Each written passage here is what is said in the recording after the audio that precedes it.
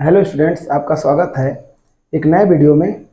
आज हम आपको class 12 subject physics chapter number जो फर्स्ट चल रहा है वैद्युत आवेश एवं वैद्युत क्षेत्र, उसमें ये डेरिवेशन करेंगे। काफ़ी इंपॉर्टेंट है ये डेरिवेशन, 5 नंबर तक का आ जाता है। ठीक है, तो बिना देरी किए वीडियो को स्टार्ट करते हैं।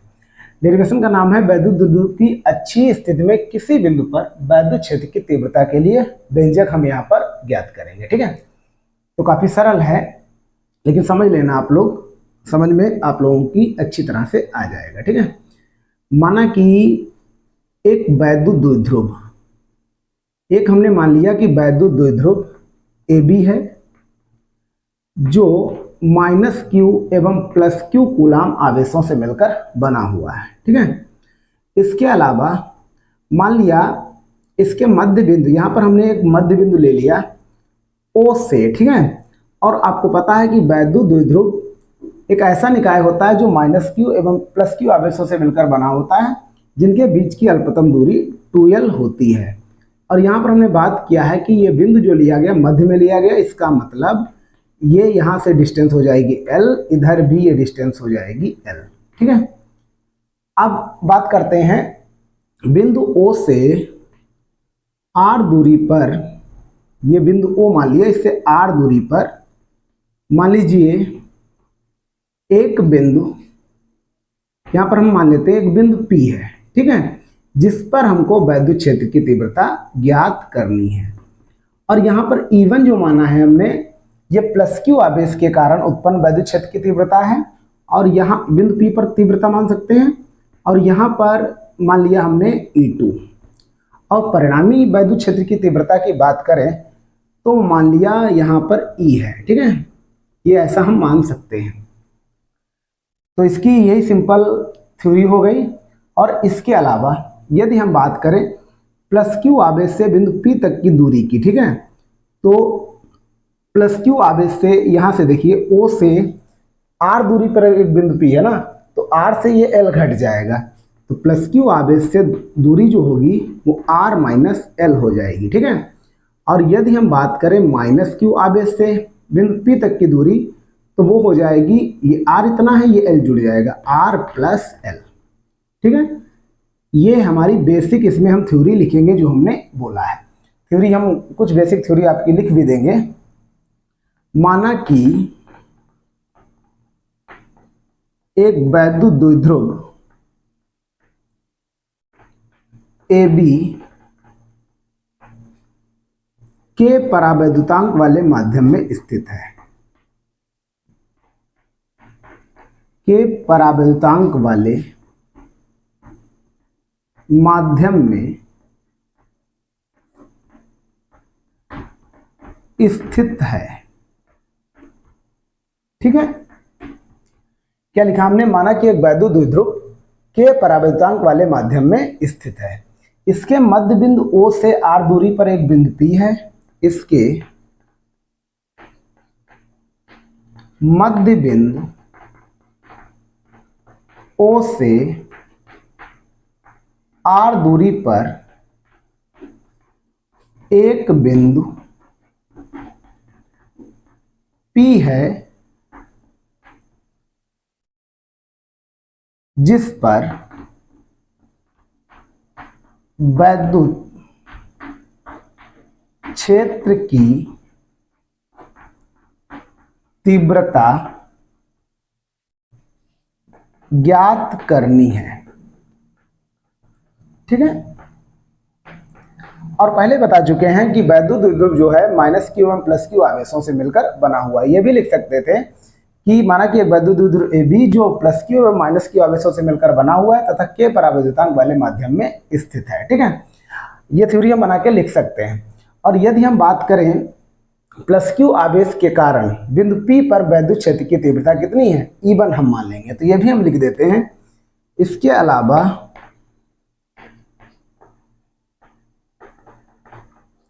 प्लस क्यू आवेश के कारण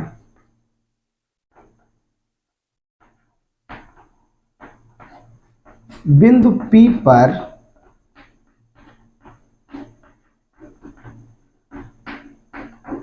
वैद्युत क्षेत्र की तीव्रता E1 है तथा माइनस Q आवेश के कारण बिंदु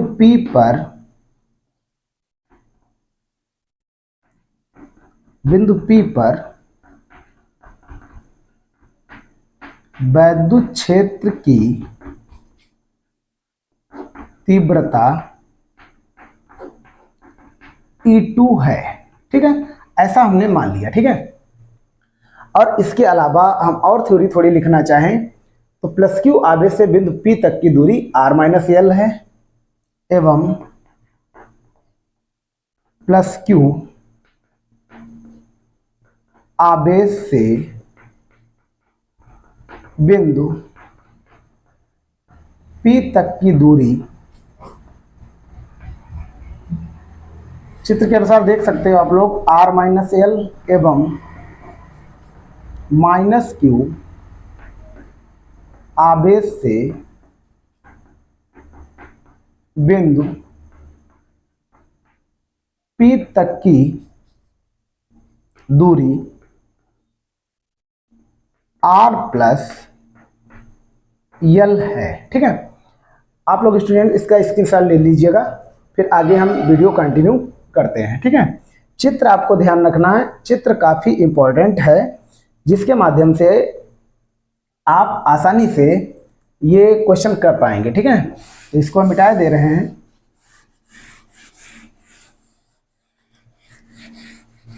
थ्योरी इसकी ज़्यादा इंपॉर्टेंट नहीं है, लेकिन इसका डेरिवेशन समझ लेना, वो काफ़ी इंपॉर्टेंट है। तो बिना देरी किए हुए हम डेरिवेशन को स्टार्ट करते हैं। ठीक है, काफ़ी इंपॉर्टेंट है डेरिवेशन, वो समझ लेना आप लोग। तो यहाँ पर हम डेरिवेशन स्टार्ट करते हैं।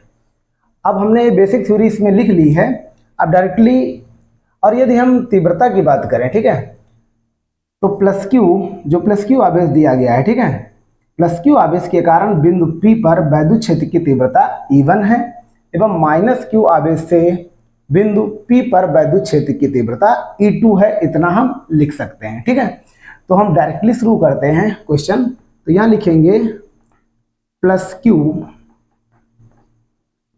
आवेश के कारण बिंदु P पर वैद्युत क्षेत्र की तीव्रता।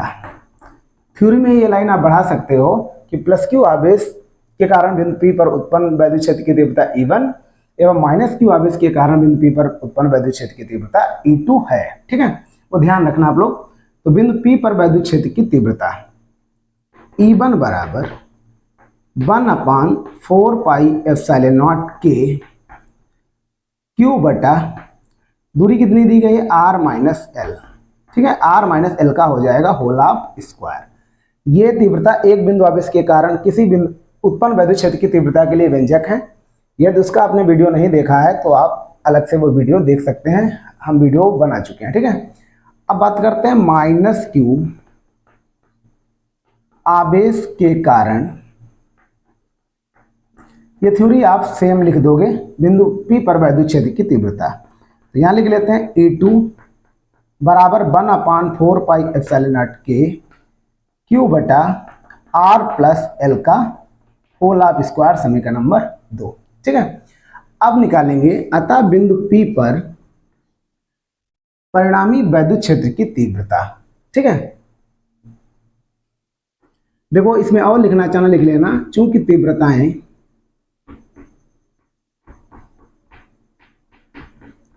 E1 व E2 विपरीत दिशाओं में हैं,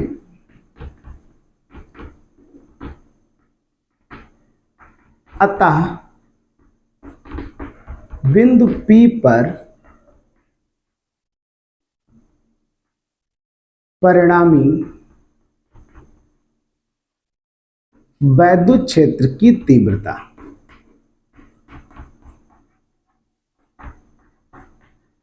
इस तरह से आप लिख सकते हो। ठीक है, तो क्या हो जाएगा, इनकी डायरेक्शन क्या है, विपरीत है, तो हो जाएगा E बराबर E1 माइनस E2।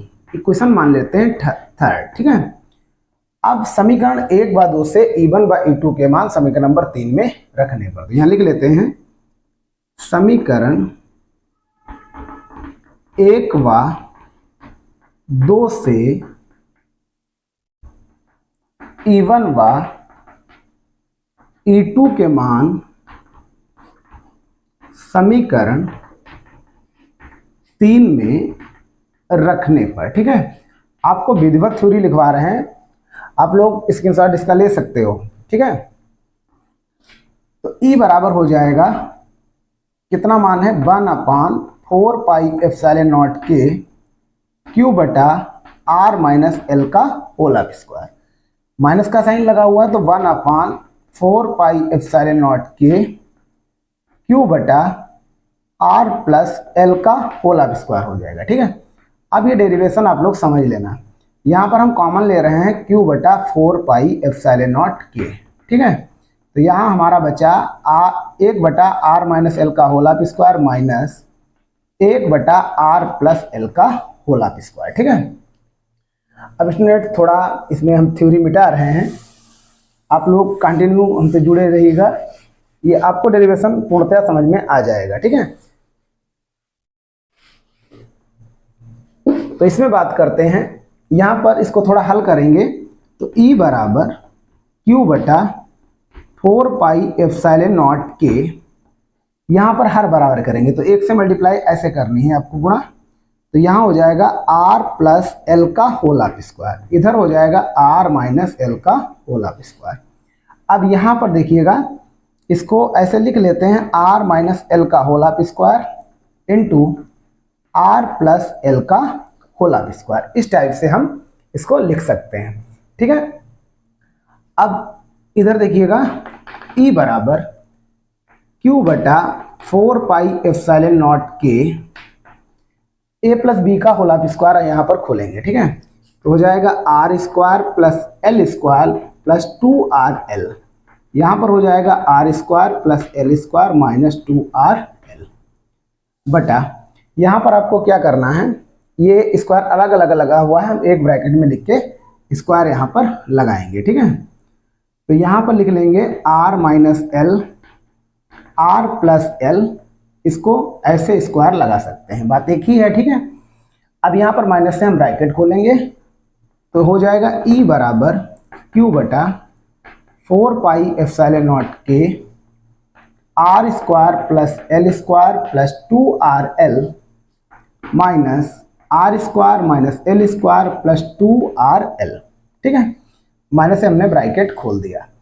अब यहाँ पर a minus B A plus B लिखा हुआ है, इसका मतलब a square minus B square लिखा हुआ है, तो इसको हम लिख सकते हैं R square minus L square का होल स्क्वायर, ठीक है। इस तरह से लिख सकते हैं।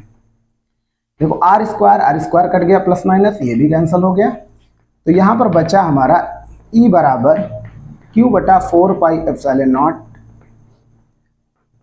ये हो जाएगा 4RL, इसको इंक्लूड कर दें, जोड़ देंगे, ठीक है। R square minus L square का होल स्क्वायर, ठीक है। अब थोड़ा और सरल करेंगे, इसको लिख लेते हैं E बराबर 1/4 पाई एप्सिलॉन नॉट के। अब इसको इस तरह से लिखते हैं, 2 इसका ले लिया, 2 लिख लिया और LQ इंटू R, चीज़ एक ही लिखी है, ठीक है। अब देख सकते हैं 2 दूनी 4, ये L हो गया, ये Q हो गया R, नीचे हम लिख लेते हैं R square minus L square का होल स्क्वायर, ऐसे हम लिख सकते हैं, ठीक है। ये क्यों बनाया है, क्योंकि ये बन जाएगा वैद्युत द्विध्रुव आघूर्ण, जो पिछले डिफिनेशन में आपको बता चुके हैं, आप लोग समझते रहिएगा।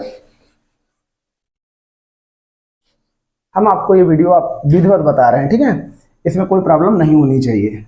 तो E बराबर हो जाएगा 1/4 पाई एप्सिलॉन नॉट के। अब यहाँ पे लिख लेंगे 2 गुणे, यहाँ लिख लिया हमने P इंटू R, ठीक है, और नीचे R square minus L square का होल स्क्वायर, यहाँ लिख देना, चूंकि P बराबर 2LQ। वैद्युत द्विध्रुव आघूर्ण की परिभाषा बता चुके हैं, इसे P से लिखा जाता है, ठीक। इसका मान दोनों आवेशों में से किसी एक आवेश के परिमाण तथा दोनों आवेशों की अल्पतम दूरी के गुणनफल के बराबर होता है। ठीक है, पिछला वीडियो आप लोग देख लेना, उसमें मिल जाएगा। तो ये हमने लिख लिया। अब देखिए, चूंकि r का जो मान है वो l से बहुत ज़्यादा है, ठीक है, इसलिए हम कह सकते हैं कि r स्क्वायर का जो मान होगा वो l स्क्वायर से बहुत ज़्यादा होगा। अतः l स्क्वायर को r स्क्वायर की तुलना में नगण्य माना जा सकता है। ठीक है, इसको हम नेग्लेक्टेड मान लेंगे। ठीक है, अतः क्या हो जाएगा, E बराबर 1/4πε0 के 2πr, इसको हम नेग्लेक्टेड मान लेंगे, हटा देंगे। ठीक है, तो ये r स्क्वायर बचेगा, r स्क्वायर का स्क्वायर मतलब डबल पावर आपस में गुणा हो जाएंगी, तो r घात इसको लिख लेते हैं 4। ठीक है, तो E बराबर, एक लाइन और बढ़ा लेते हैं, 1/4πε0। यहाँ पर देखो r से r कैंसिल हो जाएगा तो बचेगा 2p/r³। ठीक है, अब ये तो आपको मालूम है, चूंकि वायु या निर्वात के लिए k बराबर 1 होता है। ठीक है, इसलिए E बराबर हो जाएगा 1/4πε0 2p/r³। मात्रक की बात करें तो इसका मात्रक होता है न्यूटन प्रति कूलम। ये स्टूडेंट्स हमारा डेरिवेशन कंप्लीट हो गया है। ये डेरिवेशन 5 नंबर का आ सकता है। ठीक है, काफ़ी सरल है, इसको हमने डिटेल के साथ आपको बताया है। यदि स्टूडेंट्स आपको हमारे वीडियो अच्छे लगते हैं तो हमारे चैनल को सब्सक्राइब कर लीजिएगा, आपको इसी तरह के कंटिन्यू वीडियो मिलते रहेंगे। Thanks for watching.